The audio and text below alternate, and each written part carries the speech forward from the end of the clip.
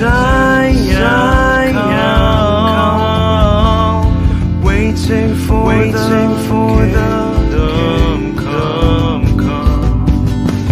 In His name, my friend, His name, my friend, His name, my peace I see. In His name, in His name, in His name, my joy seek.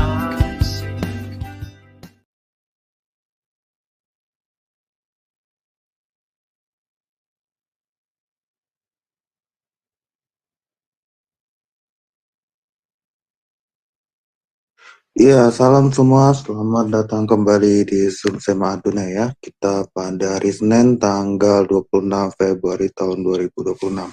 Ya, buat teman-teman yang sedang merayakan Prapaskah ya, atau sedang LEN, ya semoga dikuatkan ya dan bertambah juga imannya ya.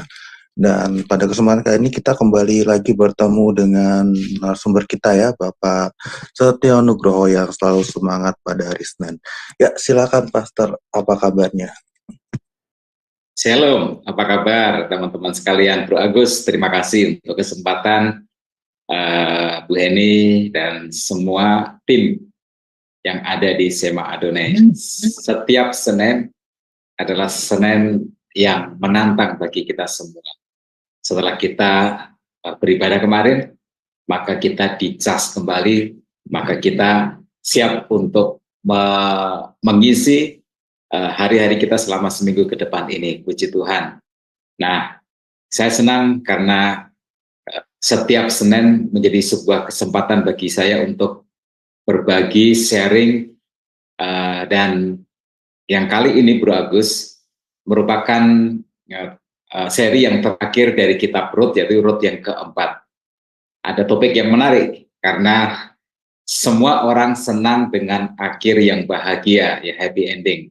Nah itu Bro Agus yang bisa saya sampaikan dalam kesempatan ini. Silakan. Ya, itu tadi udah dibuka sedikit ya tentang happy ending ya. Kalau kita pernah lihat itu film-film Cinderella ya, bukan hanya happy ending tapi happily ever after ya setelah akhirnya itu kan endingnya. Ya meskipun sebenarnya ya happily ever after itu banyak orang yang meragukan apakah itu benar-benar ada di kehidupan nyata gitu ya. Oke, kita akan mulai dengan doa dari Sister Christine ya, akan membuka doa dari acara kita. Silakan Sister Christine. Terima kasih Bro Agus. Mari kita bersatu dalam doa sebelum kita memulai pengajaran firman malam hari ini. Puji syukur kami panjatkan kehadirat-Mu ya Bapa atas semua berkat kasih karunia-Mu. Kau yang telah menyertai kami hingga pada malam hari ini kami dapat berkumpul di Zoom Sema Adonai ini untuk menerima pengajaran firman-Mu dari Bapak Setio Nugroho. Kiranya Tuhan Kau berkati beliau dalam kehidupannya, dalam setiap apapun yang dilakukan, biarlah Tuhan yang berperan serta dan memberkati kehidupan dari Bapak Pastor Setio. Demikian juga dengan kami Tuhan Yesus, Engkau berkati untuk dapat kami memahami segala pengajaran-Mu Tuhan Yesus yang telah diberikan oleh Bapak Pastor. Terima kasih Tuhan, kami ingin memulai pengajaran firman-Mu, kami siap untuk mendengarkannya. Terpujilah nama-Mu ya Bapa, haleluya, amin. Amin. Oke, saudara-saudara, kita akan dengar terlebih dahulu ya profil singkat dari Pastor Setio.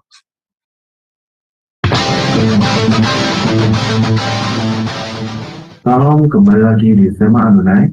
Nah, kali ini kita akan memperkenalkan pembicara kita, yaitu Bapak Pendeta Setio Nugroho. Dan berikut adalah profil singkat dari beliau. Saya dengan nama Setio Nugroho di kota Pahlawan, Surabaya pada tanggal 4 Agustus 1996. Riwayat pendidikan: Strata 1, Sarjana Teologi, Sekolah Tinggi Teologi Baptis Indonesia, Semarang. Strata 2, Magister Teologi STT Baptis Bandung. Strata 3, Doktor Teologi Institut Kristen Borneo, Alkitab, Hipnoterapis PhD, Alkitab, Superman, Alkitab, Behavior Culture, BBC.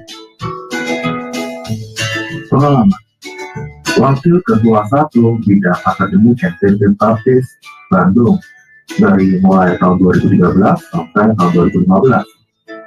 Gembala Sidang Gereja Baptis Indonesia Iman Bogor sampai sekarang. Karya tulis buku Khotbah Transformasi, Peran Roh Kudus dalam Khotbah yang Mengubah Hidup. Dari Zoom Sema Adonai terus menyuarakan pengajaran firman Tuhan yang membangun iman. Para narasumber pengajar di Zoom Sema Adonai sangat kompeten dan profesional.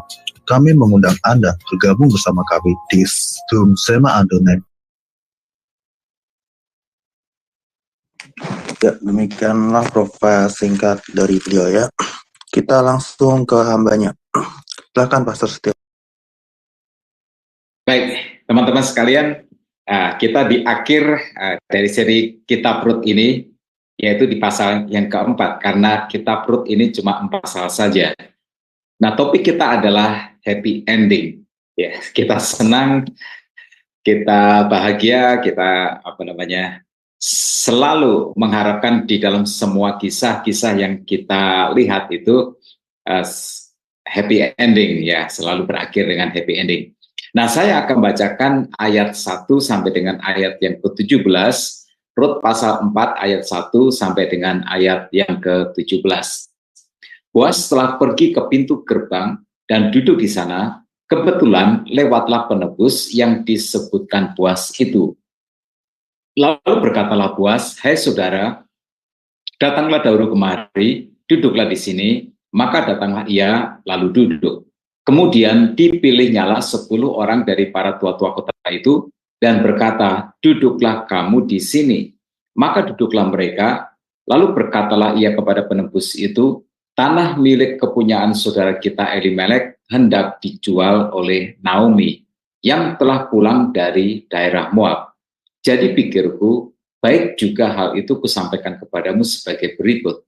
Belilah tanah itu di depan orang-orang yang duduk di sini, bangsa kita. Jika engkau mau menebusnya, tebuslah. Tetapi jika engkau tidak mau menebusnya, beritahukanlah kepadaku supaya aku tahu, sebab tidak ada orang yang dapat menebusnya kecuali engkau. Dan sesudah engkau, aku." Lalu berkatalah ia, "Aku akan menebusnya." Tetapi kata Boas, "Pada waktu engkau membeli tanah itu dari tangan Naomi, engkau memperoleh Rut juga, perempuan Moab, istri orang yang telah mati itu, untuk menegakkan nama orang itu di atas milik pusakanya." Lalu berkatalah penebus itu, "Jika demikian, aku ini tidak dapat menebusnya, sebab aku akan merusakkan milik pusakaku sendiri. Aku mengharapkan engkau menebus apa yang seharusnya aku tebus, sebab aku tidak dapat menebusnya." Beginilah kebiasaan dahulu di Israel dalam hal menebus dan menukar. Setiap kali orang hendak menguatkan sesuatu perkara, maka yang seorang menanggalkan kasutnya sebelah dan memberikannya kepada yang lain. Demikianlah caranya orang mensahkan perkara di Israel. Lalu penebus itu berkata kepada Boas, "Engkau saja yang membelinya," dan ditinggalkannya lah kasutnya. Kemudian berkatalah Boas kepada para tua-tua dan kepada orang di situ, "Kamulah pada hari ini menjadi saksi bahwa segala milik Elimelek dan segala milik Kilion dan Mahlon aku beli dari tangan Naomi. Juga Rut, Moab itu, istri Mahlon, aku peroleh menjadi istriku untuk menegakkan nama orang yang telah mati itu di atas milik pusakanya. Demikianlah nama orang itu tidak akan lenyap dari antara saudara-saudaranya dan dari antara warga kota. Kamulah pada hari ini menjadi saksi." Dan seluruh orang banyak yang hadir di pintu gerbang, dan para tua-tua berkata, "Kamilah menjadi saksi. Tuhan kiranya membuat perempuan yang akan masuk ke rumahmu itu sama seperti Rahel dan Lea, yang keduanya telah membangunkan umat Israel. Biarlah engkau menjadi makmur di Efrata, dan biarlah namamu termasyhur di Bethlehem. Keturunanmu kiranya menjadi seperti keturunan Peres yang dilahirkan Tamar bagi Yehuda, oleh karena anak-anak yang akan diberikan Tuhan kepadamu dari perempuan muda ini. Lalu Boaz mengambil Rut dan perempuan itu menjadi istrinya dan dihampirinya dia. Maka atas karunia Tuhan, perempuan itu mengandung lalu melahirkan seorang anak laki-laki. Sebab itu perempuan-perempuan berkata kepada Naomi, terpujilah Tuhan yang telah menolong engkau pada hari ini dengan seorang penebus. Termasuklah kiranya nama anak itu di Israel. Dan dialah yang akan menyegarkan jiwamu dan memelihara engkau pada waktu rambutmu telah putih. Sebab menantumu yang mengasihi engkau telah melahirkannya. Perempuan yang lebih berharga bagimu dari 7 anak laki-laki. Dan Naomi mengambil anak itu serta meletakkannya pada pangkuannya, dan dialah yang mengasuhnya. Dan tetangga-tetangga perempuan memberi nama kepada anak itu, katanya, pada Naomi telah lahir seorang anak laki-laki, lalu mereka menyebutkan namanya Obed. Dialah ayah Isai, ayah Daud. Nah, teman-teman sekalian, kita tiba di pasal yang terakhir dari kitab Rut ini. Di pasal ini, kita baru saja membaca sebuah narasi yang menggambarkan betapa ajaibnya kehendak Allah dan happy ending yang mempesona. Tidak semua kita beruntung memiliki kehidupan awal yang baik, yang terus baik sampai kepada akhir hayat kita. Ya, kita inginnya seperti itu. Ya, tetapi kita tidak bisa memilih kelahiran kita. Kita tidak bisa memilih kita dilahirkan di keluarga apa, dalam situasi apa, pada zaman apa. Ya, jadi nggak semua dari kita beruntung memiliki kehidupan awal yang baik. Tetapi bagaimanapun juga kita ingin kisah hidup kita itu akhirnya happy end.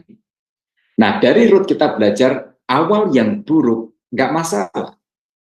Sebab yang penting itu adalah akhirnya berakhir dengan happy ending.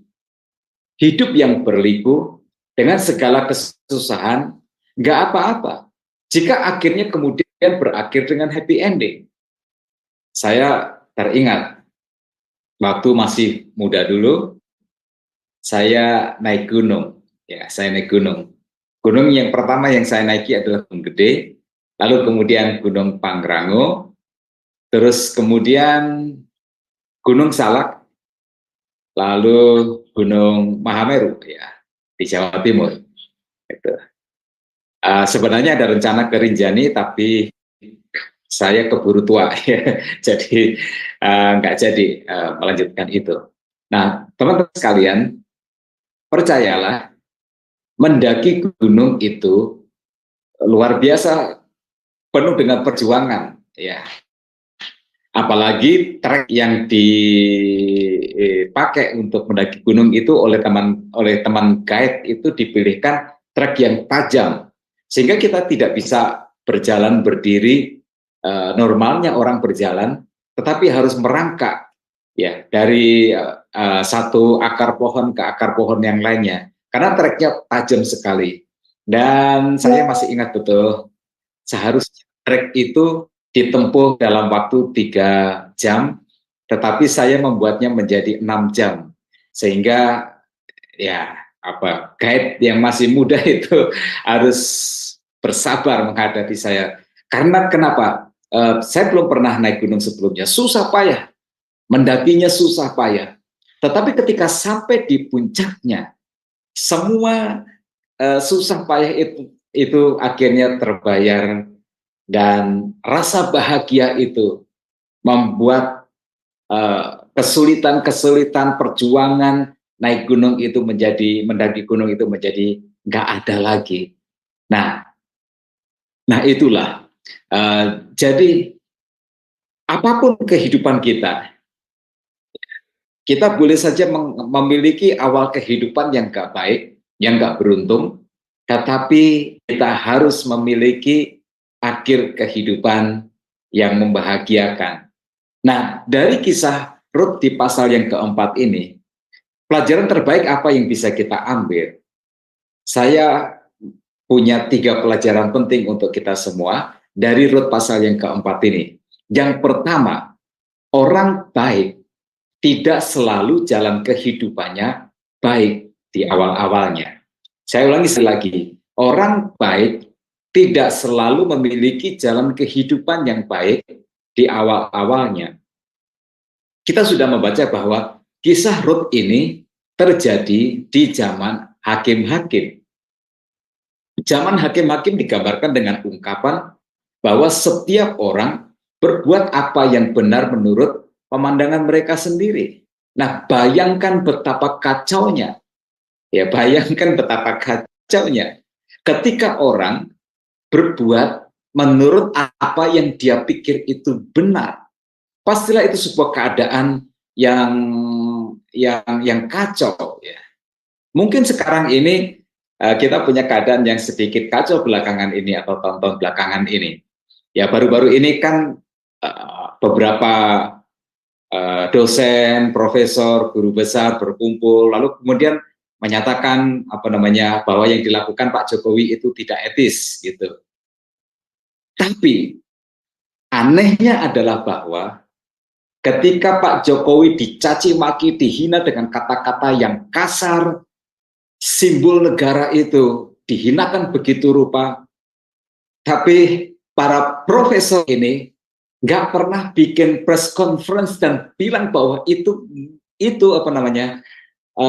nggak etis. Nah, saya khawatir mereka nggak murni ya, nggak murni. Zaman sekarang ini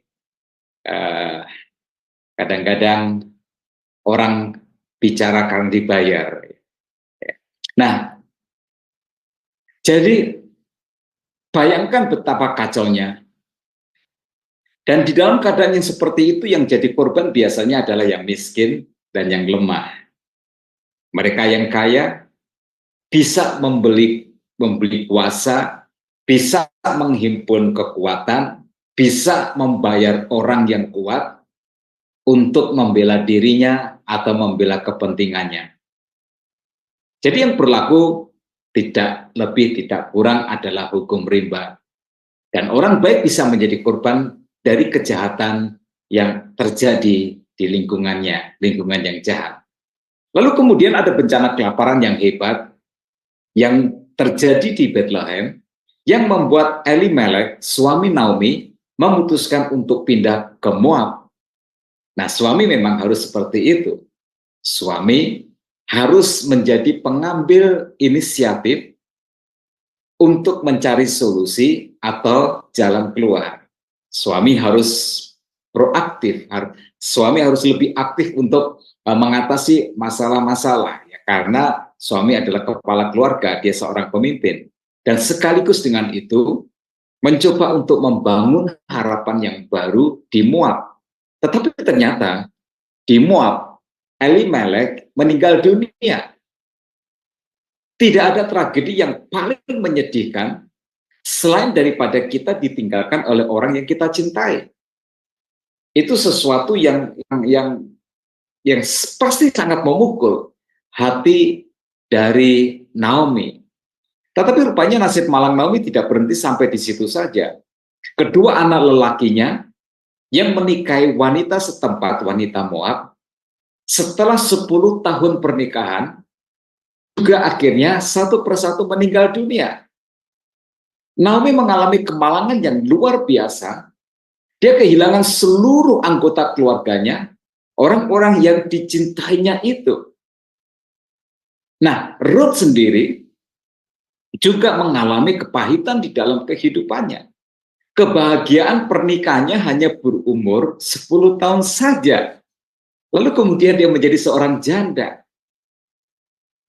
Dan dia harus menemani ibu mertuanya yang sudah tua, yang sudah tidak punya apa-apa lagi, dan yang sudah tidak punya siapa-siapa lagi untuk pulang ke kampung halaman ke Bethlehem. Sehingga Ruth harus meninggalkan kampung halamannya di Moab. Dan di Bethlehem, Ruth menjadi pemungut jelai gandum yang tercecer untuk menyambung hidupnya. Ruth sangat miskin di Bethlehem. Hidupnya susah, mengalami tragedi kehidupan yang luar biasa pahit. Tetapi Alkitab bersaksi bahwa Rut itu adalah orang yang baik. Dia setia, dia bertanggung jawab, dia pekerja keras, dia rela berkorban, dia rela untuk mengorbankan dirinya, kejandaannya yang masih muda itu untuk menemani, memelihara mertuanya itu, dan dia percaya kepada Tuhan. Tuhannya di Moab dia tinggalkan, dan dia memilih melakukan imannya kepada Allah Israel. Kesimpulannya apa teman-teman sekalian?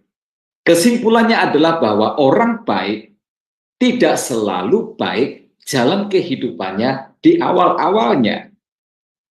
Itu sebabnya kita tidak boleh menghakimi orang atas dasar musibah yang terjadi di dalam hidupnya. Seringkali kalau ada orang Kristen atau siapalah seperti itu mengalami musibah, lalu kemudian orang membuat teori, ini orang kamu pasti kena kutuk, kamu pasti masih ada kutuk di dalam diri kamu, atau kalau tidak, Tuhan sedang menghukum kamu. Nah, orang baik tidak selalu baik jalan hidupnya di awal-awal kisahnya. Bukankah Alkitab juga mempunyai kisah-kisah sedih seperti itu? Yusuf misalnya, Yusuf di Perjanjian Lama, dia baik, dia percaya kepada Tuhan, dia mengasihi Tuhan, dia hidup takut akan Tuhan, tetapi lihat apa yang terjadi. Dia memiliki perjalanan hidup yang mengerikan. Dibenci oleh kakak-kakaknya, mau dibunuh, lalu kemudian diputuskan untuk dijual sebagai budak, sehingga dia hidup sebagai seorang budak. Dan akhirnya, bukan hanya itu yang terjadi, dia difitnah oleh nyonya majikannya, dan kemudian dimasukkan ke dalam penjara, dan hidup di penjara selama bertahun-tahun. Orang baik tidak selalu baik jalan kehidupannya. Alkitab juga punya contoh yang lain. Musa misalnya, waktu masih bayi, dia hampir terbunuh. Mengapa? Karena Fir'aun memerintahkan supaya semua bayi laki-laki Yahudi di Mesir harus dibunuh. Lalu kemudian orang tuanya menyembunyikan di Sungai Nil, diapungkan di Sungai Nil. Nah, tapi puji Tuhan ditemukan oleh putri Fir'aun dan diangkat sebagai anak. Dan tetapi kemudian ketika dia bertumbuh mulai dewasa sebagai pangeran Mesir, dia membunuh mandor Mesir dan kemudian ketahuan, sehingga dia melarikan diri supaya dia tidak ditangkap dan dibunuh. Nah, teman-teman sekalian, ada banyak kisah di dalam Alkitab bahwa orang baik tidak selalu baik dalam kehidupannya. Nah, pelajaran untuk kita, kalau kita mengalami jalan kehidupan yang tidak baik, jangan putus asa, jangan kecewa, jangan biarkan akar pahit ada di dalam diri kita.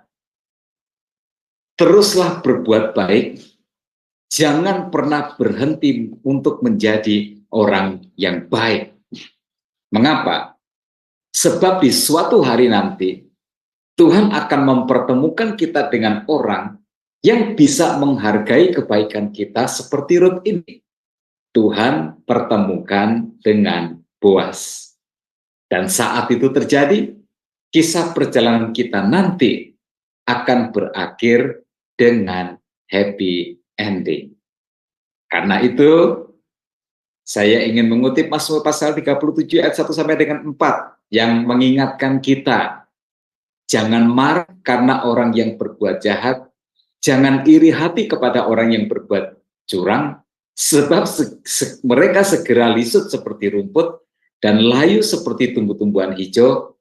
Percayalah kepada Tuhan dan lakukanlah yang baik, diamlah di negeri dan berlakulah setia, dan bergembiralah karena Tuhan maka ia akan memberikan kepadamu apa yang diinginkan hatimu. Teman-teman sekalian, ingat pesan. Tertawa yang paling puas adalah tertawa yang paling terakhir. Jadi, pelajaran yang pertama yang kita bisa petik dari Rut pasal yang keempat ini adalah bahwa orang baik tidak selalu memiliki jalan kehidupan yang baik di awal-awalnya. Baik, mari kita lanjutkan pelajaran yang kedua. Pelajaran yang kedua, teman-teman sekalian, yang bisa kita petik dari Rut pasal yang keempat ini adalah berkat terbesar dalam hidup ini bukan harta dunia, tetapi menjadi bagian dari penggenapan rencana Tuhan yang besar. Saya ulangi sekali lagi, berkat terbesar dalam hidup ini bukan harta dunia, tetapi menjadi bagian dari penggenapan rencana Tuhan yang besar. Nah, Rut di pasal yang ketiga meminta supaya Boaz menikahi dia dengan ungkapan, kembangkan sayapmu, aku mau berlindung di dalam sayapmu itu. Sebab engkau adalah kerabat yang wajib untuk menebus aku. Nah, teman-teman sekalian, tetapi Boaz menjawab bahwa ada orang lain yang hubungan kekerabatannya lebih dekat daripada dia. Sehingga dia lebih berhak untuk menebus Rut, untuk mengawini Rut. Maka Boaz kemudian mencari orang itu dan berkata kepada orang itu di ayat 3 dan 4, tanah milik kepunyaan saudara kita Elimelek hendak dijual oleh Naomi yang telah pulang dari daerah Moab. Jadi pikirku, baik juga hal itu kusampaikan kepadamu sebagai berikut. Belilah tanah itu di depan orang-orang yang duduk di sini dan di depan para tua-tua bangsa kita. Jika engkau mau menebusnya, tebuslah.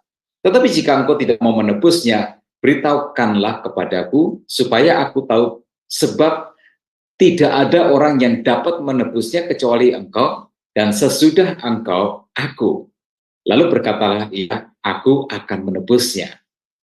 Nah, jadi kerabat yang lebih dekat, yang lebih berhak untuk menebus warisan dari Elimelek, itu bersedia karena dia berpikir dengan cara itu, maka harta kekayaannya akan bertambah banyak. Tanahnya akan semakin luas.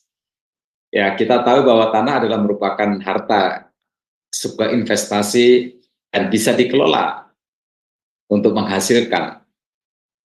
Tetapi kemudian Boaz menyampaikan sesuatu kepada orang itu di ayat 5 dan 6. Pada waktu engkau membeli tanah itu dari tangan Naomi, engkau memperoleh Rut juga, perempuan Moab, istri orang yang telah mati itu, untuk menegakkan nama orang itu di atas milik pusakanya. Lalu berkatalah penebus itu, jika demikian, aku ini tidak dapat menebusnya, sebab aku akan merusakkan milik pusakaku sendiri. Aku mengharapkan engkau menebus apa yang seharusnya aku tebus, sebab aku tidak dapat menebusnya. Nah, si kerabat yang lebih dekat daripada Boaz itu, yang lebih berhak untuk menebus warisan tanah dari Elimelek dan juga Rut, ternyata setelah tahu bahwa dia juga harus menebus Rut, dia menolak. Nah, mengapa dia menolak? Alasan yang dia berikan adalah bahwa dia tidak mau merusakkan milik pusakanya sendiri. Kalau menambah harta dengan tanah Elimelek, dia mau. Tetapi kalau dia harus juga menikahi Rut, lalu kemudian melahirkan anak yang nantinya akan diingat sebagai anak dari Mahlon, bukan anak dia, ya dia nggak mau. Artinya apa? Artinya adalah bahwa orang ini berpikir untung rugi secara duniawi. Tetapi Boaz tidak. Dia menebus tanah Elimelek dan juga Rut, dan dengan begitu, tanpa dia sadari, dia mengambil bagian untuk ikut menggenapi rencana Tuhan yang besar. Dari pernikahan Boaz dengan Rut ini, dia memiliki keturunan yang menjadi raja besar. Yang pertama adalah Raja Daud, yang membawa Israel kepada kejayaan. Dan yang kedua, Raja segala Raja, Yesus Kristus. Karena Yesus Kristus, Juru Selamat, Mesias, lahir sebagai keturunan dari Raja Daud. Nah, itu kebahagiaan yang tidak bisa diukur dengan harta dunia.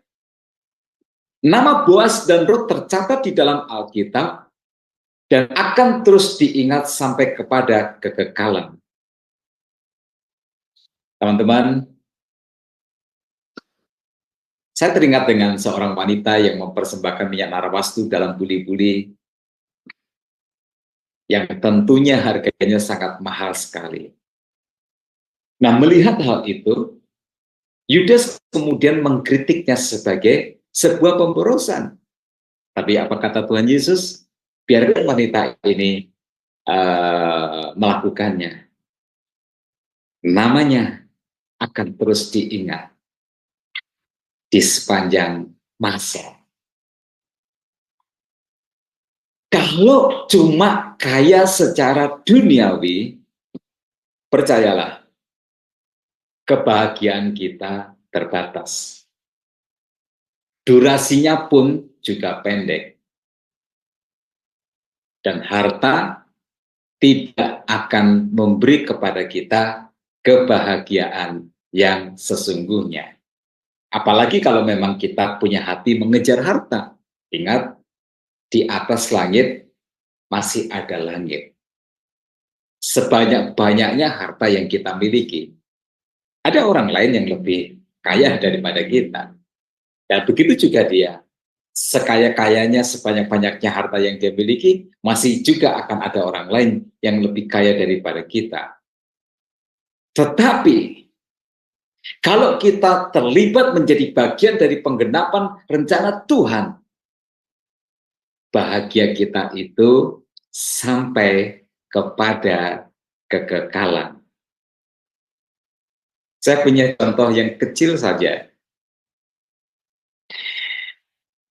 Waktu saya berkhotbah di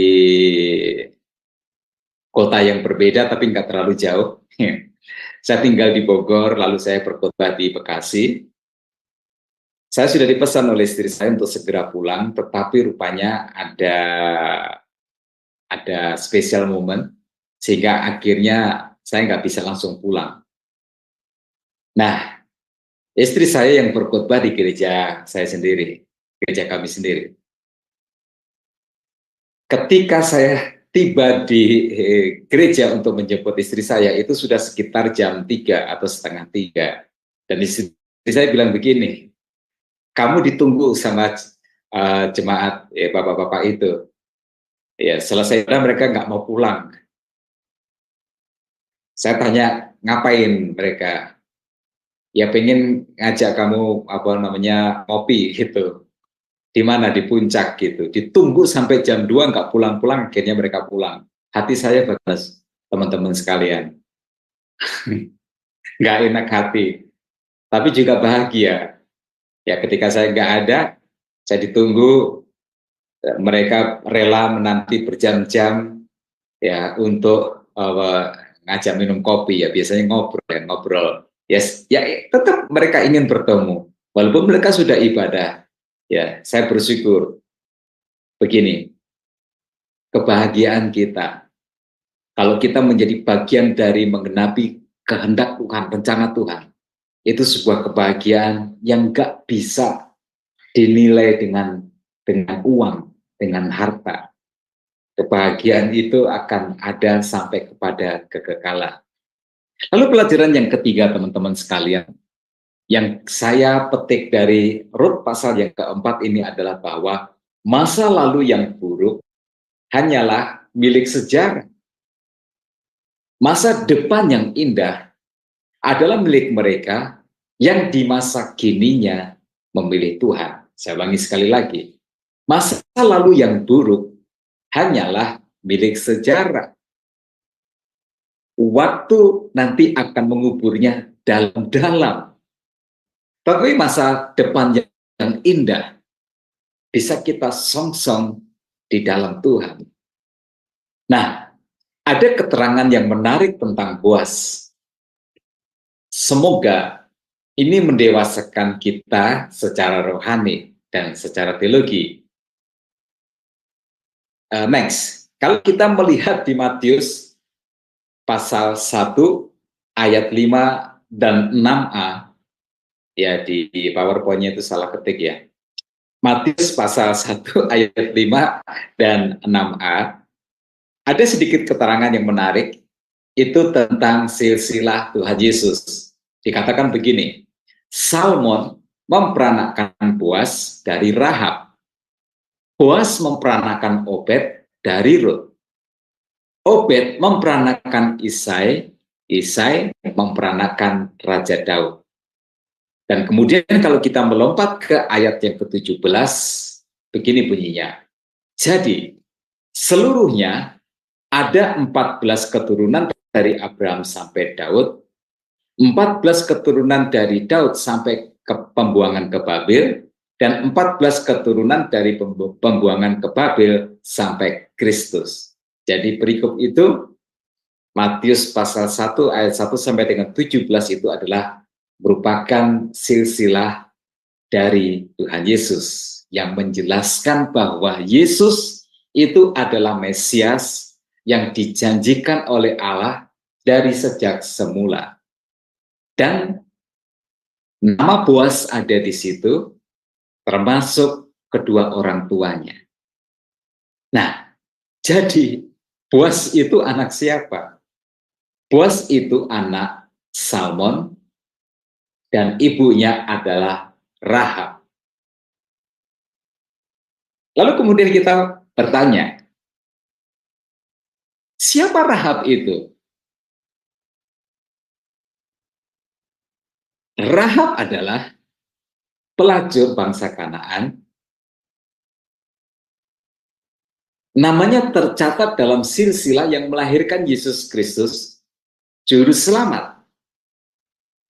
Dari rahimnya, turun-temurun, lahir Juru Selamat kita, Yesus Kristus. Rut juga tercatat di silsilah itu sebagai nenek moyang dari Tuhan Yesus, Juru Selamat Mesias kita. Nah, pelajaran apa yang bisa kita petik? Begini, masa lalu yang buruk hanyalah milik dari sejarah. Masa lalu yang buruk itu dikubur dalam-dalam oleh waktu. Tetapi masa depan yang indah adalah milik mereka yang memilih Tuhan di dalam hidupnya.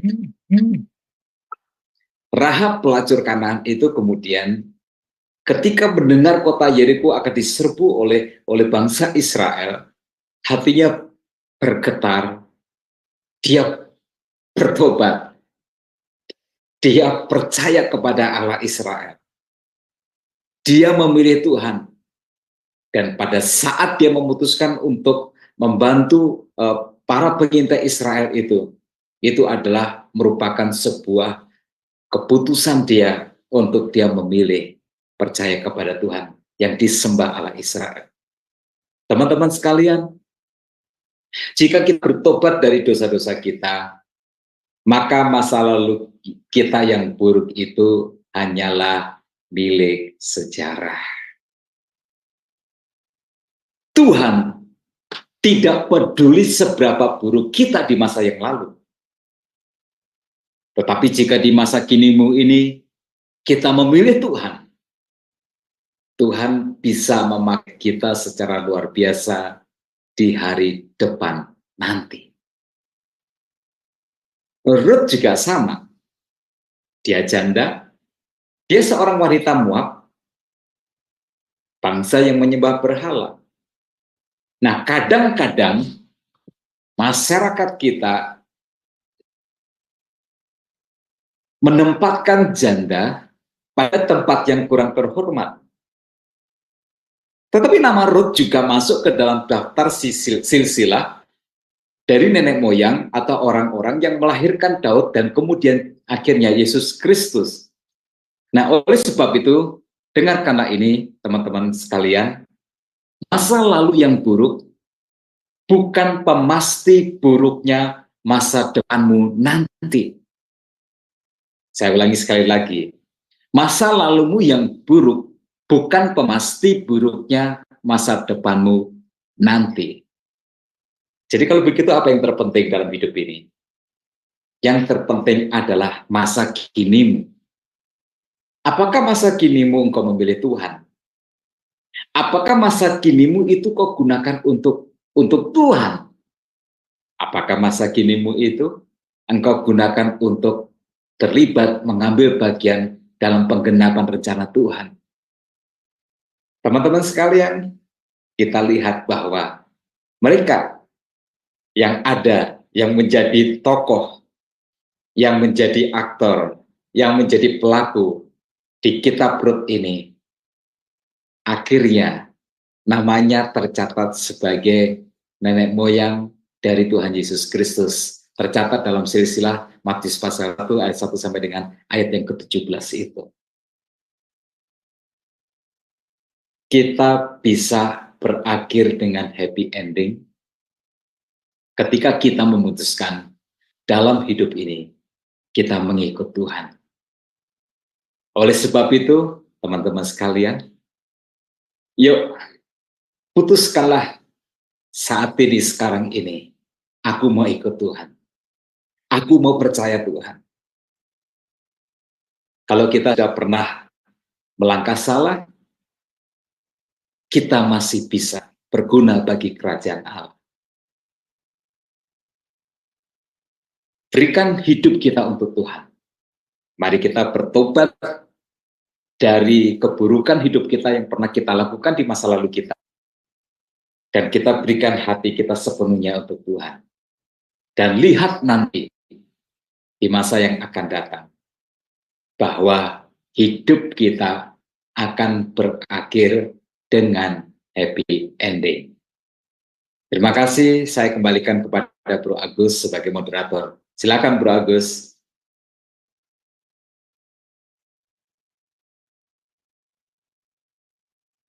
Ya, terima kasih Pastor Setio atas materi yang telah disampaikan tadi ya di Rut pasalnya yang keempat atau seri terakhir ya di kitab Rut ya Pastor Setio ya. Mungkin kita juga tunggu untuk episode seri selanjutnya ya Pastor ya. Oke, nanti teman-teman juga bisa untuk berdiskusi ya, untuk bertanya jawab Q&A, tapi sebelumnya kita akan terlebih dahulu simak promosi acara di Sema Adonai selama beberapa hari ke depan. Ya, terima kasih Bro Agus. Bapak Ibu yang terkasih dalam Kristus, saya akan membacakan acara Sema Adonai ke depannya. Ya. Baik, dimulai dengan besok Selasa 27 Februari 2024 di jam 21:10 waktu Indonesia Barat. Di Sema Adonai akan kembali ada kelas pembelajaran firman. Dan kali ini temanya adalah sinergi iman dan teknologi untuk amanat agung. Dan yang menjadi narasumbernya adalah Pak Evangelis Dwi Prasetyo Raharjo SPCPI dan moderatornya adalah Ibu Christine. Selanjutnya di hari Rabu, di tanggal 28 Februari 2024, di jam 21:10 waktu Indonesia Barat, di Sema Adonai akan kembali ada kelas pembelajaran firman. Dan kali ini temanya adalah dalam hadiratnya part ketiga. Jadi part kedua dan kesatunya sudah di minggu yang lalu ya Bapak Ibu, 2 minggu yang lalu juga. Dan yang menjadi narasumbernya seperti biasa adalah Ibu Pendeta DR Suryani Wardimena MTH dan moderatornya adalah Ibu Christine. Selanjutnya ini adalah renungan pagi Sema Adonai Bapak Ibu. Ini diadakan setiap hari dari Senin sampai dengan Sabtu, dimulai dari jam 5.30 pagi dan dilayani oleh hamba-hamba Tuhan yang sangat memberkati. Jadi untuk renungan pagi Sema Adonai, kemudian renungan pagi dari Bapak Gembala kami sendiri yaitu Pak Daniel yang diadakan tiap hari Jumat 1 kali seminggu dan juga ibadah online dari Sema Adonai itu hanya Bapak Ibu dapat ikuti di channel Cahaya Firman. Jadi bagi Bapak Ibu yang belum mensubscribe channel Cahaya Firman, channel baru kami, ya harap Bapak Ibu tolong subscribe channel YouTube baru kami. Sehingga Bapak Ibu sekalian bisa mengikuti keseluruhan acara dari Sema Adonai yang tidak ada di channel-channel lain kecuali di channel Cahaya Firman. Dan juga bantu share kepada yang lain ya Bapak Ibu sehingga semakin banyak juga orang yang bisa mengikuti keseluruhan acara-acara dari Sema Adonai dan membantu juga channel Cahaya Firman kami menjadi lebih berkembang dan menjadi berkat lagi bagi banyak orang. Terima kasih Bapak Ibu atas perhatiannya. Tuhan berkati.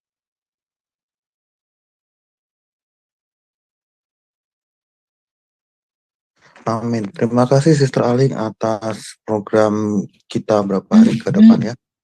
Silakan teman-teman kalau ada yang mau bertanya jawab untuk resen ya. Oke, karena belum ada yang bertanya, aku mulai dulu ya nih ya Pastor ya.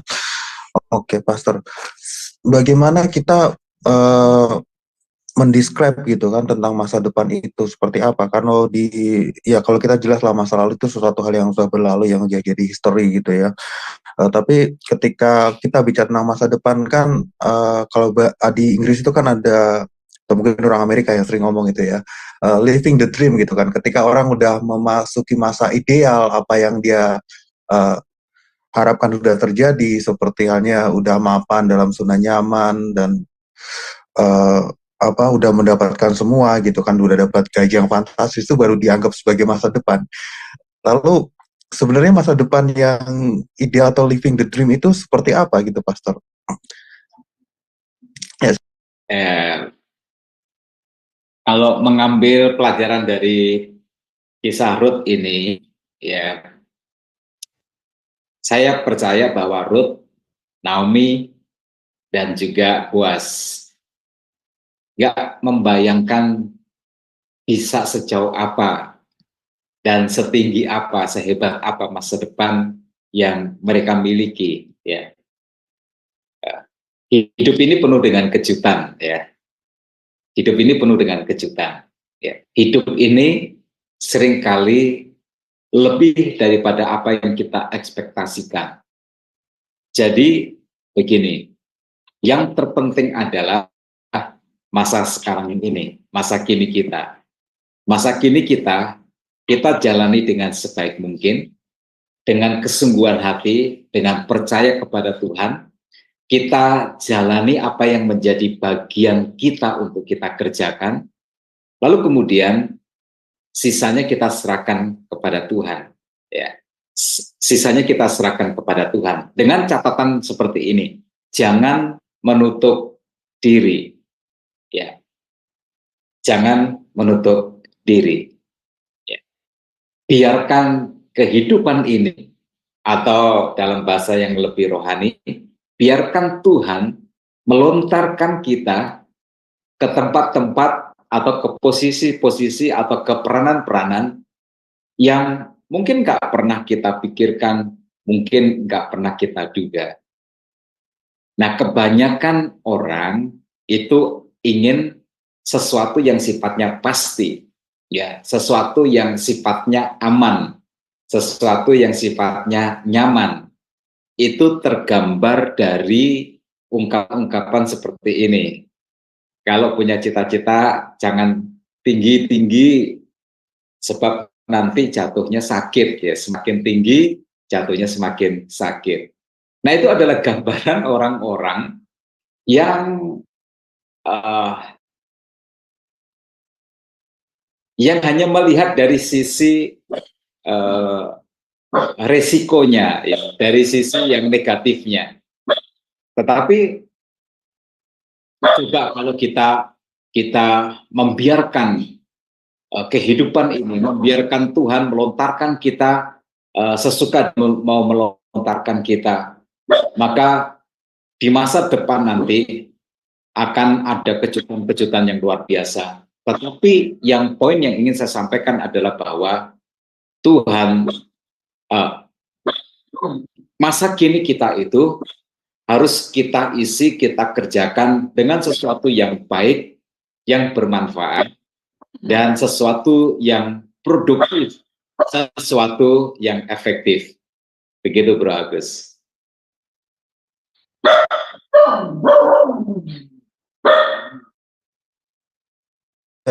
Terima kasih Pastor Setio. Ini ada lagi pertanyaan ya Pastor Setio. Kan itu kan hidup di zaman Yobel ya Pastor ya, dan semakin kisah yang tersebut kan maksudnya di zaman hakim-hakim ya, judge ya. Kemudian kan ada tahun Yobel gitu kan. Tadi kan bicara tentang bagaimana menebus kembali hartanya si Abimelek gitu kan. Seperti apa sebenarnya tahun Yobel itu atau tahun Jubile itu yang katanya 50 tahun sekali, dan kira-kira detailnya seperti apa sih Pastor gitu kan tahun Jubile atau tahun Jubel itu Pastor? Ya, sesuai dengan apa namanya yang gini, ada satu ketentuan ya, lalu kemudian ada realita di dalam masyarakat. Nah, dalam ketentuan yang disampaikan tentang tahun Yobel itu adalah bahwa bila masuk kepada tahun itu, maka semua apa namanya itu utang piutang dan lain sebagainya itu harus dibebaskan. Itu sebagai bentuk apa ya namanya keadilan sosial, atau masyarakat yang lemah diberikan sebuah kesempatan untuk meriset kehidupannya, dan mereka para pemilik modal, orang kuat, yang ekonominya kuat, yang hebat dalam menguasai bisnis atau perekonomian,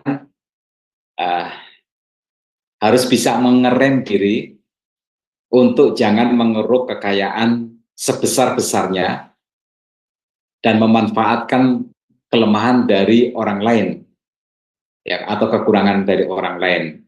Nah, itu kemudian diwujudkan dalam ketentuan atau peraturan dari tahun Yobel itu. Nah, makanya segala utang piutang itu, kalau orang terlibat atau kena hutang piutang, maka itu masa di mana dia dibebaskan, ya, dibebaskan dari segala perjanjian kontrak yang dibuat dalam keadaan terpaksa, ya.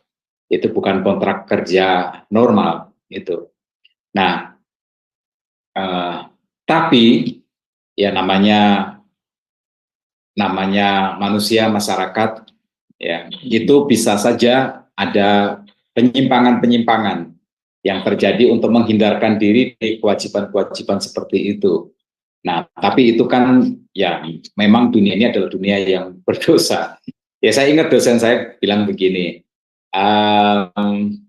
dia cerita, dia udah beberapa kali ke Tanah Suci, dan dia bilang jangan sangka di sana nggak ada bisnis ternak babi, ya. Waktu dia nanya kepada orang setempat itu tentang, kan bagi orang Yahudi babi itu haram, nggak boleh babi itu ada di tanah Israel. Makanya itu dibuatkan sebuah panggung, ya, sehingga si babi itu tidak menginjakkan kakinya di tanah gitu. Ya, akal-akalan seperti itu kan selalu ada ya. Akal-akalan seperti itu selalu ada. Tapi prinsipnya adalah bahwa sebuah ketentuan peraturan itu dibuat oleh Tuhan sebagai bentuk keseimbangan dan keadilan masyarakat. Ya, Tuhan ingin melindungi mereka yang lemah, dan itu diwujudkan dalam peraturan tentang tahun Yobel. Demikian Bro Agus. Itu ada yang angkat tangan Bro Agus.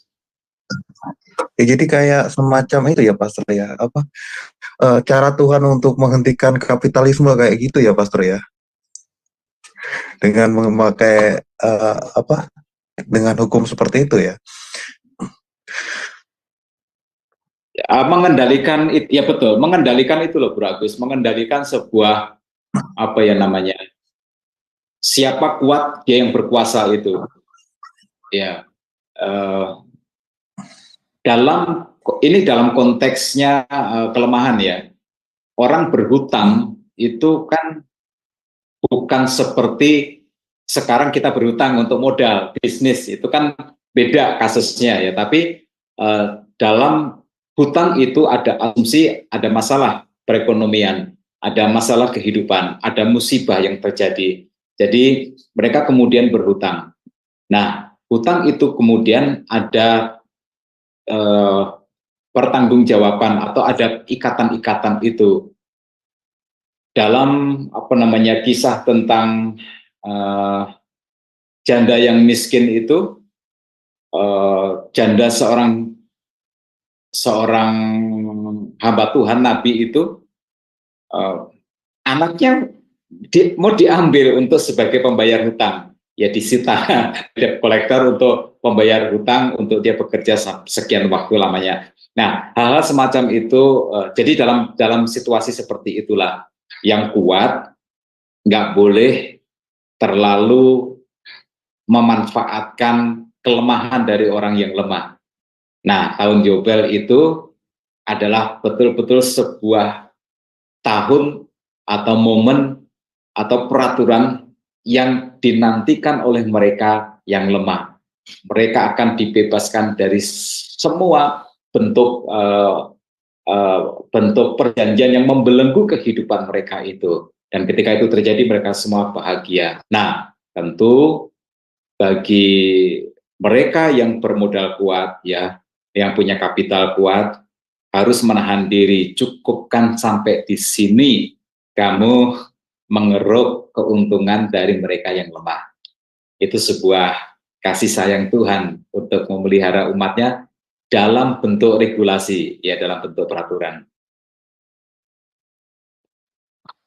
Oke, silakan Sister Alin untuk selanjutnya.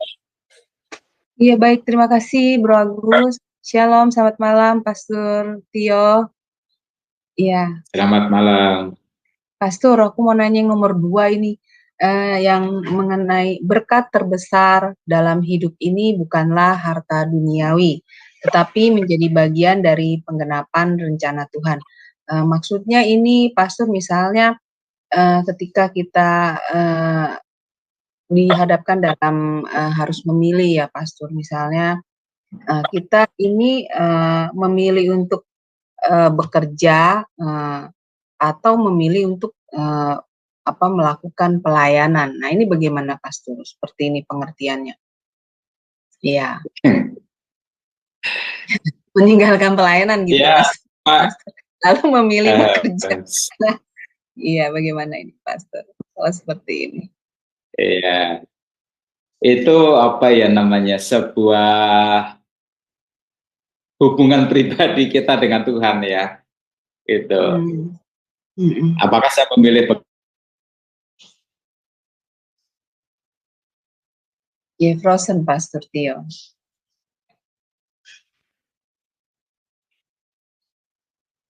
Ya, Pastor Tio, frozen. Untuk pelayanan itu adalah diri kita, ya, itu adalah diri kita. Nah, pihak lain seperti saya, bila saya ditanya, ketika seseorang cerita bahwa Tuhan memanggil dia untuk pelayanan, tapi dia punya pilihan yang lain, untuk bekerja karena ada alasan-alasan tertentu, itu saya akan bilang pilih pelayanan. Ya. Saya nggak bisa mengatakan kamu harus melayani karena saya tidak tahu apakah dorongan pelayanan itu merupakan panggilan dari Tuhan atau tidak. Jadi yang paling utama itu adalah hubungan pribadi seseorang dengan Tuhan. Nah, bila meyakini bahwa Tuhan memanggil untuk pelayanan, maka beranikanlah diri untuk mengambil jalan itu, ya. Tapi bagaimana dengan yang lain-lain? Ya, saya percaya semua yang kita khawatirkan itu nggak seburuk seperti yang kita bayangkan. Ya, Tuhan sanggup untuk memberikan kepada kita pemeliharaan. Dan kalau kita terus konsisten mengikuti kehendak Tuhan, mengikuti jalan Tuhan, walaupun kita akan menghadapi banyak kesulitan, pergumulan, dan dakdikduk bila itu dihadapkan kepada kebutuhan-kebutuhan yang mendesak gitu, percayalah, di hari yang depan itu akan ada kejutan-kejutan yang dari Tuhan. Hidup ini penuh dengan kejutan, ya. Tuhan pun juga sama, ya, penuh dengan kejutan. Maka biasanya adalah hadapi, kalau Dewa 19 punya lagu hadapi semua dengan senyuman, hadapi semua dengan iman. Hadapi semua dengan iman. Ya, jadi kalau misalnya memang tadinya kita udah sebelum kita bekerja ya, Pastor, kita sudah aktif dalam pelayanan, lalu kemudian ada pekerjaan yang ditawarkan atau hal lain yang berhubungan dengan uang gitu, ya memang kita harus berdoa dulu ya kepada Tuhan ya, Pastor, untuk meminta Tuhan menunjukkan apa yang terbaik ya Pak, yang kita pilih, hikmat maksudnya dari Tuhan itu ya Pak ya. Seperti itu ya Pastor, harusnya. Ya. Saya ambil contoh begini, saya saya punya teman namanya Pendeta Paul Kristiono, ya, dia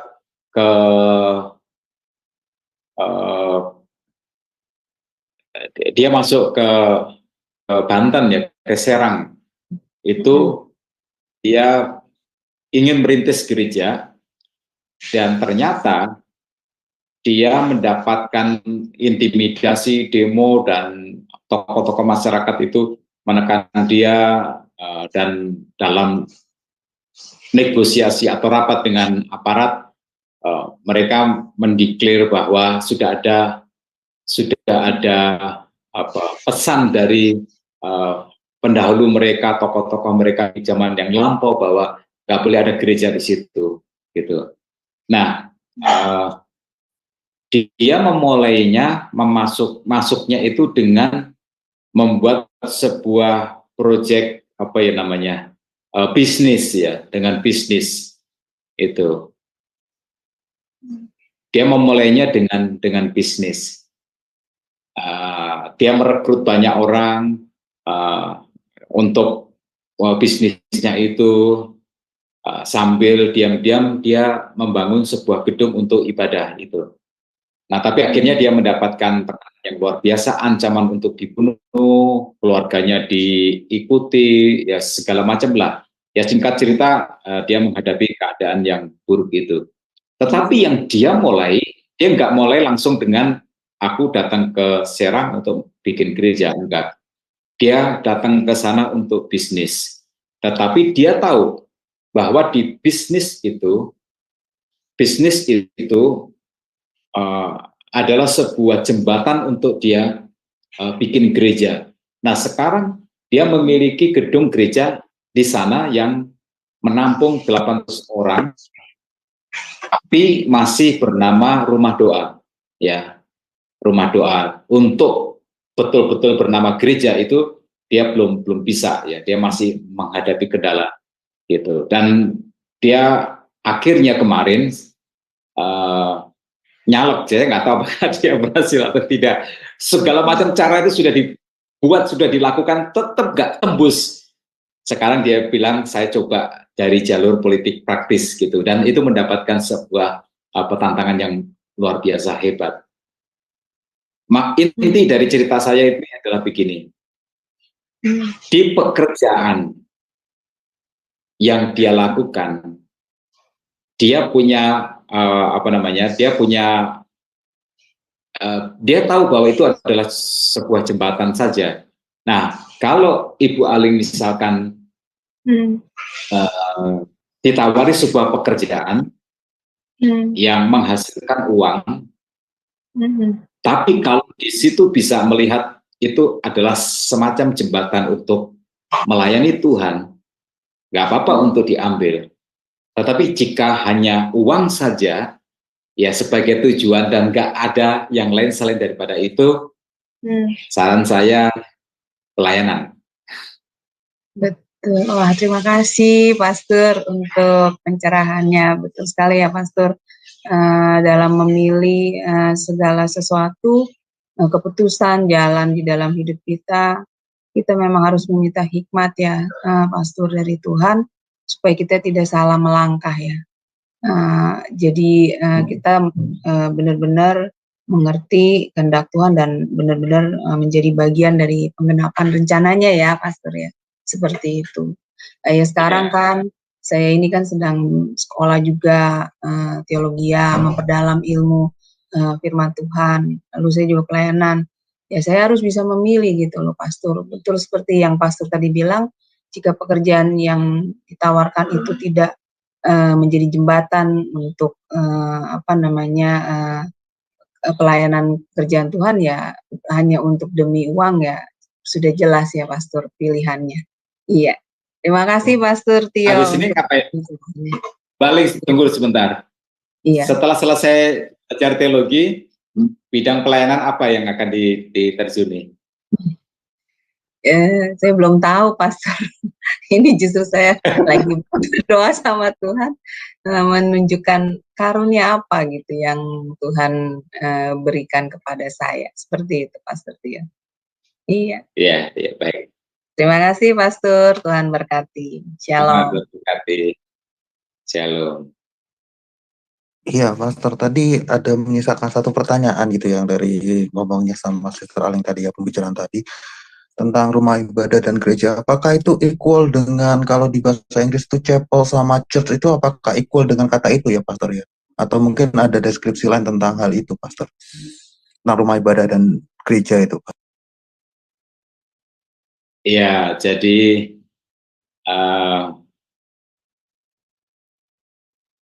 saya tidak tahu ini konteksnya Indonesia atau bagaimana.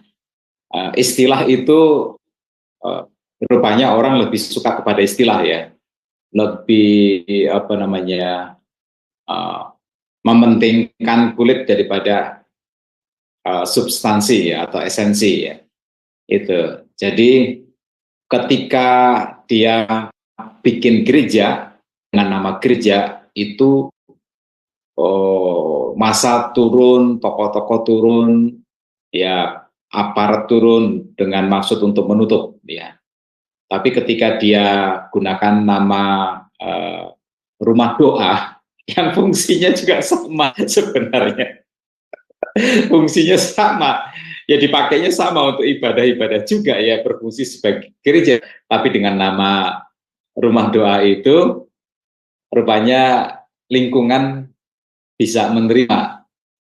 Yang penting bukan gereja gitu. Nah, oke lah, itu mereka. Nah, sekarang buat kita. Bagi kita, bernama apapun sebenarnya nggak masalah kalau saya ya. Bernama apapun nggak masalah. Yang penting adalah bahwa di situ kita beribadah kepada Tuhan. Di situ kita khususkan tempat itu sebagai tempat untuk kita beribadah dan pemuritan dan ya semua kehidupan bergereja itu ada di situ. Nah, sebenarnya tidak berarti bahwa di sana sama sekali nggak ada gereja ya. Enggak ya. Ketika saya ke sana, saya lihat banyak sekali pabrik-pabrik itu, dan teman saya ini menjelaskan bahwa di situ ada investornya adalah rata-rata milik orang Korea, dan mereka itu memiliki gereja, ya. Tetapi mereka aman karena kenapa? Semuanya ditulis dalam tulisan bahasa Korea dengan huruf-huruf Korea gitu. Dan ketika dikomparasi, ketika saya pribumi, saya bergereja, saya beribadah, kenapa kamu larang sedangkan orang-orang Korea itu bergereja, punya gereja, beribadah, kalian nggak larang? Orang-orang itu berdalihnya seperti ini, kan mereka tulisannya tulisan Korea, kami nggak tahu itu gereja atau bukan, dan mereka itu kan nyanyinya dalam bahasa Korea, komunikasinya dalam bahasa Korea, jadi kita nggak tahu, jadi kita nggak urusan dengan itu semua. Nah, rupanya begitulah kultur dari masyarakat kita, mereka lebih mementingkan istilah, mempersoalkan istilah daripada esensi atau substansi. Nah, oleh sebab itu, apa yang dilakukan oleh teman saya ini sebenarnya ya gereja juga, tetapi dia tetap berjuang supaya rumah doa itu berubah namanya menjadi nama gereja, karena ada pertimbangan lain, ya. Pertama itu pertimbangan politik, ya, pertimbangan politik, ya, pertimbangan pelaksanaan undang-undang, ya, bahwa negara ini menjamin warganya untuk melaksanakan ibadah sesuai dengan keyakinannya masing-masing. Nah, itu sehingga itu disimbolkan dengan istilah gereja. Itu harus tembus. Itu adalah sebuah pengakuan negara kepada warganya sendiri, bukan negaranya sendiri. Itu adalah negara melaksanakan undang-undang. Nah, sebenarnya ya itulah yang terjadi selama ini. Ya, kita bersyukur bahwa Pak Jokowi telah menaikkan perubahan nomenklatur dari nama Hari Raya Kristen yang tadinya Isa Al-Masih menjadi Yesus Kristus. Nah, itu sebenarnya sebuah pelanggaran negara, ya, terhadap warga negaranya yang beragama Kristen itu. Mereka bilang bahwa secara undang-undang dasar negara menjamin dari mana? Mereka tidak mengakui apa yang kita akui, itu, yang termasuk mempersulit tentang pendirian gereja itu. Jadi ada sebuah keadilan hukum yang diperjuangkan dengan menggunakan nama gereja itu, ya, sehingga teman saya ini ngotot ya tetap pokoknya namanya gereja, walaupun sebenarnya sekarang itu sudah berfungsi sebagai gereja tapi dengan nama rumah doa itu. Ya, itu pertimbangan, ada pertimbangan yang berbeda, dan kebetulan teman saya ini orangnya petarung sejati. Dia nggak takut sama garis keras, ormas yang ngancam-ngancam, yang bawa pedang dan lain sebagainya itu. Dia juga nggak takut sama pejabat, nggak takut sama tentara, nggak takut sama polisi, dia lawan semuanya itu. Ya, tapi dia punya cara untuk menghadapi itu semua. Jadi itu Bro Agus untuk konteksnya Indonesia, kenapa nama gereja itu harus diakui, harus diterima, itu ada sisi yang lain, karena itu adalah undang-undang, ada landasan dari undang-undang. Selama orang Kristen tidak bisa beribadah di sebuah gedung yang diberi merek gereja, maka sebenarnya negara sedang mengkhianati undang-undang itu sendiri. Ya, itu. Jadi dalam konteks itulah teman saya itu sedang melakukan itu. Namanya nanti akan manis. Ya, sekarang dia babak belur, tapi nanti namanya akan manis. Kalau dia berhasil, Ya, kalau dia berhasil, maka dia gereja dia adalah gereja yang pertama di kota itu, dan yang lain-lain akan bisa mendirikan gereja di tempat itu kalau dia berhasil.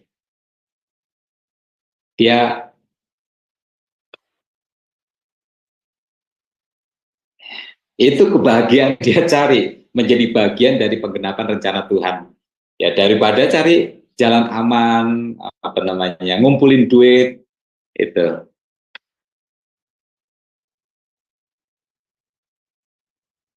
Kalau Bro Agus mau gabung ke sana, saya nanti perkenalkan ya. Ada banyak pekerjaan Tuhan di sana. Bu Aling juga ada pekerjaan Tuhan di sana.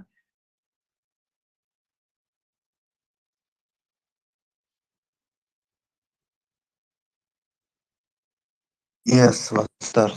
Ya udah merujuk sih sebenarnya kotanya mana gitu kan, bisa ditelusuri juga lah gitu kan, kalau tempat pabrik dan juga nggak ada gereja di sana gitu kan. Tapi mungkin juga bisa itu ya Pastor ya, diganti namanya jadi Eklesia, atau mungkin yang lebih aman lagi pakai nama Kenisa, pakai huruf kanan ke kiri, itu mungkin lebih aman lagi gitu ya Pastor ya. Bisa, itu dia sudah mengakali dengan nama rumah doa. Itu apa ya namanya, secara apa ya, pertimbangan teologis itu. Tapi kan gini, di sisi yang lain itu negara kita ini masih tidak adil, masih belum melaksanakan undang-undang yang dia sendiri lakukan gitu, yang dia sendiri declare, yang dia bilang bahwa negara kita itu negara yang berdasarkan hukum, padahal secara hukum undang-undang kan kita berhak, setiap warga negara Indonesia apapun agamanya, selama agama itu adalah agama yang diakui di negeri kita itu, maka dia berhak itu. Nah, itulah yang dia perjuangkan, itu pengakuan itu. Ya, negara ini diwakili oleh ini ya, pejabat ya, pelaksana pemerintahan itu. Nah, itu yang diperjuangkan itu. Ketidakadilan itu harus sampai di sini sajalah. Selanjutnya kita akan memiliki kebebasan untuk melaksanakan ibadah sesuai dengan keyakinan kita masing-masing yang dilindungi oleh undang-undang. Amin, Pastor. Ya, kita juga mungkin bisa berharap juga ya di kepresidenan yang akan datang gitu kan, karena kita punya presiden baru, di mana presiden baru kita itu saudara juga banyak yang jadi pendeta gitu kan, mudah-mudahan paham tentang hal ini ya. Ya lagi ya Pastor, tapi ini juga ada di satu dilema ya Pastor, di mana ketika orang sudah menganggap satu dua orang berkumpul di situ aku ada gitu kan. Tuhan Yesus sendiri kan juga ngomong seperti itu, dan itu juga bisa dimaknai gereja. Tapi masalahnya adalah ketika satu dua orang itu hanya keluarga sendiri gitu kan Pastor. Nanti kan gereja-gereja onsite itu kan jadi orang jadi juga malas lagi gitu kan ke gereja onsite gitu Pastor. Apakah itu jadi masalah yang sekarang terjadi atau bagaimana gitu Pastor? Tentang hal-hal seperti itu gitu Pastor. Gini Bro Agus, kita melihat tentang masalah itu nggak boleh dari satu sisi ya. Di satu sisi, oke, 2-3 orang berkumpul di dalam namaku, aku hadir, kata Tuhan Yesus, sehingga kumpul-kumpul itu dengan apa namanya, sebutan apa sajalah itu bisa berfungsi sebagai gereja. Ya ini udah, kita ini sudah sebuah gereja. Itu hubungan pribadi kita dengan Tuhan ya. Tetapi kita kan punya tanggung jawab, apa namanya, tanggung jawab sosial, kita punya tanggung jawab terhadap bangsa kita, negara kita. Ya, saya paham dengan teman saya itu yang dia terus memperjuangkan nama gereja. Kenapa? Kalau dia ingin enak sendiri, nyaman sendiri, nggak punya masalah, nggak ada risiko, ya dia sudah pakai nama rumah doa saja, udah selesai. Makin lama jemaahnya makin banyak kok. Makanya dia bangun ruangan yang mampu menampung 800 orang itu di tempat di mana nggak boleh ada gereja satupun di kota itu. Kan hebat kan itu, nggak cuma 2-3 orang. Tetapi kan masalahnya adalah bahwa jika perjuangan dia berhasil, maka orang Kristen lain atau orang lain yang akan nanti menjadi Kristen akan diakui, diterima, nggak dianiaya. Nah itu, ya jadi ada sebuah kewajiban yang lain yang dia sadar betul. Nah, oleh sebab itu kita juga nggak boleh memikirkan kenyamanan diri sendiri. Yang penting saya bisa berdoa kepada Tuhan, yang penting saya bisa menyanyi, yang penting saya, dan itu sudah kalau sudah terlaksana ya sudah, tugas dan kewajiban saya tentang ibadah sudah terpenuhi. Nggak boleh juga seperti itu. Ya, itu namanya egois. Ya, orang Kristen yang egois, orang Kristen yang cuma cari aman. Itu. Percayalah Bro Agus, waktu COVID kemarin itu walaupun daerah gereja itu merupakan daerah yang dilarang ya untuk diadakan ibadah secara onsite gitu. Nah, tapi kita lakukan ibadah, ya kita lakukan ibadah dengan terbatas. Orang tua sama anak-anak nggak disarankan untuk ikut ibadah tatap muka itu. Lama-lama ketahuan Bro Agus. Lama-lama ketahuan, dan ketika disidak oleh Satgas COVID itu, walaupun tidak di jam ibadah, settingan ruangan itu seperti habis dipakai ibadah itu ketahuan. Terus saya diberi bocoran dalam rapat Satgas COVID di kelurahan itu ada ancaman-ancaman. Ya, ada ancaman-ancaman. Lalu ketika ada ancaman-ancaman, yang saya lakukan adalah di jam dan hari di mana katanya mereka akan datang dan ngamuk-ngamuk, saya siap di situ. Kita mau fight, kita mau berkelahi, oke, saya siap untuk menghadapi itu. Nah, tapi puji Tuhan itu akhirnya nggak terjadi. Ya, mereka cuma ngancam saja, tapi nggak berani melaksanakan itu. Yang saya mau katakan begini, kita harus berani. Ya, kita harus berani. Ini negara hukum, kita dilindungi oleh undang-undang. Perkara negara ini tidak melaksanakan tugasnya, negara inilah yang bersalah. Ya, aparat inilah yang bersalah. Nah, jadi begini Bro Agus, kita perlu mengubah pola pikir. Kita perlu mengubah pola pikir. Sadar nggak bahwa belakangan ini ada sebuah perubahan pola pikir. Ketika ada gereja yang tidak punya izin, ditutup oleh aparat, alasannya adalah karena tidak punya izin, maka gereja itu harus ditutup. Puluhan tahun itu terjadi. Puluhan tahun itu terjadi. Gereja yang nggak ada izin ditutup. Alasannya karena nggak ada izin. Sebab tidak ada izin, maka ditutup. Dan kita semua menerima itu. Karena nggak ada izin. Tapi sadar nggak belakangan ini? ketika gereja ditutup karena nggak ada izin, apa yang terjadi? Aparatnya, kapolseknya ditegur. Jika sebuah gereja tidak ada izin, maka kamu harus memberi izin.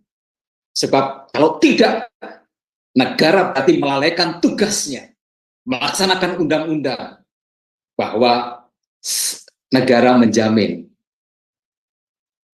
Kita ini dibodohin oleh pola pikir yang keliru. Kalau sebuah gereja nggak ada izin, maka tugas yang berwenang, tugas aparat, tugas departemen, dia memberikan izin. Jika kamu tidak melakukan itu, kamu melalaikan kewajibanmu, tanggung jawabmu, tugasmu, melaksanakan undang-undang, bahwa negara menjamin setiap warganya memeluk agamanya sesuai dengan kepercayaannya masing-masing. Nah, makanya ketika di Solo itu ada gereja yang ditutup, disegel, Gibran turun tangan, langsung segelnya diputus, langsung segelnya dibuka. Mau protes apa? Pak Gibran, itu kan nggak ada izin. Keliru kamu. Ketika nggak ada izin, kamu harus memberi izin. Bila kamu tidak memberi izin, kamu lalai melaksanakan tugas kamu. Ayolah kita berubah cara berpikir kita. Kita semua sama kedudukan di hadapan hukum. Moga-moga ya, moga-moga saya berharap, moga-moga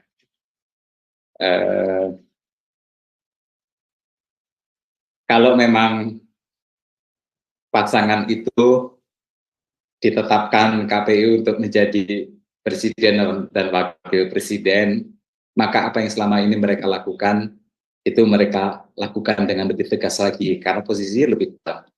Itu. Demikian.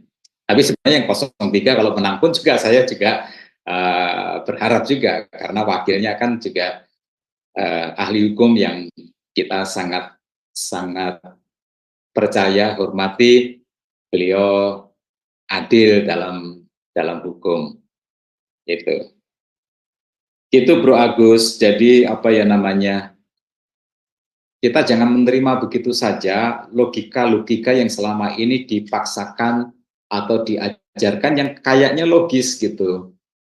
Tapi sebenarnya enggak logis. Ya sebenarnya salah gitu. Ada sebuah sisi pertimbangan yang apa namanya, yang enggak masuk kayak gitu.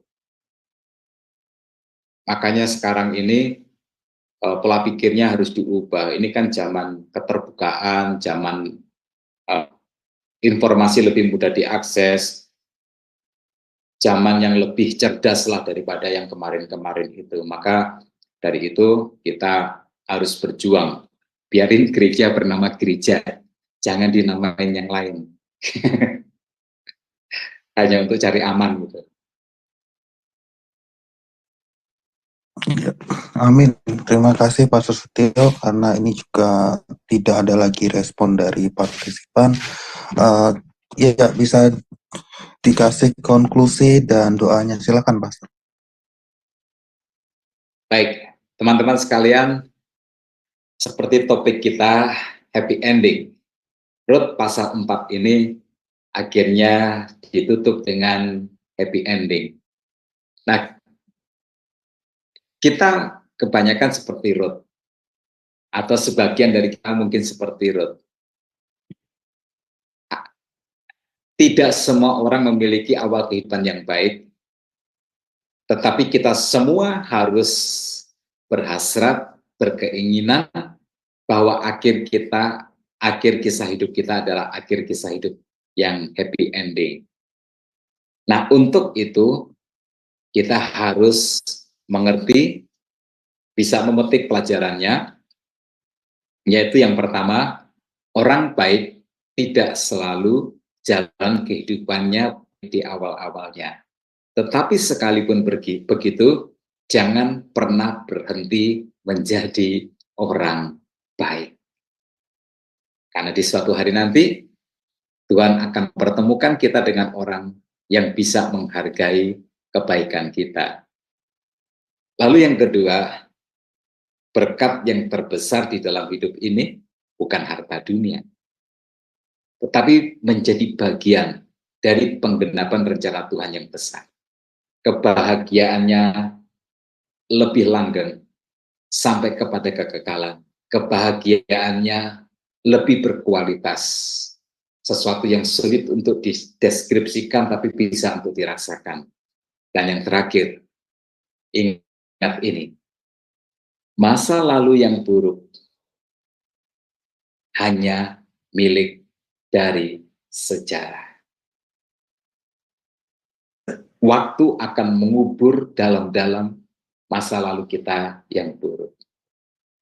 Jangan pernah berhenti berharap, karena kita punya hak, karena kita bisa memiliki masa depan yang indah di hari depan nanti. Mari kita berdoa. Bapa Surgawi, terima kasih Tuhan. Kami berdoa di dalam nama Tuhan Yesus. Engkau sungguh indah dalam hidup ini. Kami mengakui Tuhan, banyak dari antara kami tidak memiliki kehidupan yang baik di awal-awalnya. Sebagian dari kami memiliki situasi yang sulit, dilahirkan dalam keadaan yang sulit, atau di tengah-tengah perjalanan kehidupan kami salah membuat sebuah keputusan, tindakan, sehingga membuat hidup kami menjadi sulit. Tetapi Tuhan, Engkau mengajar kepada kami bahwa hidup kami harus berakhir dengan happy ending. Kisah kami harus diakhiri dengan happy ending. Dan kami bersyukur karena kasih Tuhan memberikan kepada kami sebuah kesempatan untuk kami memiliki masa depan yang indah bila kami memilih Tuhan. Dan kami akan memilih Tuhan dan terus memilih Tuhan dan tidak akan pernah lelah menjadi orang yang baik, berjalan bersama-sama dengan Tuhan. Karena kami tahu bahwa Tuhan menyediakan kejutan-kejutan yang indah di hari depan nanti. Terima kasih Bapak, berkati semua pemirsa, berkati tim Sema Adonai, berkati semua kami yang menyaksikan siaran langsung ini ataupun siaran tunda nanti. Tuhan, biarlah kami semua diberikan sebuah kebulatan tekad untuk kami memilih Tuhan di dalam kehidupan kami. Berjalan dalam jalan yang baik. Karena Tuhan akan memberikan kepada kami masa depan yang indah. Di dalam nama Yesus kami berdoa. Amin. Amin. Amin. Terima kasih Pak Setio atas series yang sudah kita dengar tadi ya, dari Ruth ya, dan sudah 4 episode, dan mungkin kita tunggu untuk episode-episode selanjutnya. Dan teman-teman jangan lupa ya, setiap pagi jam 5.30 kita mulai saat renungan pagi ya bersama dengan Sema Adonai. Tuhan Yesus memberkati.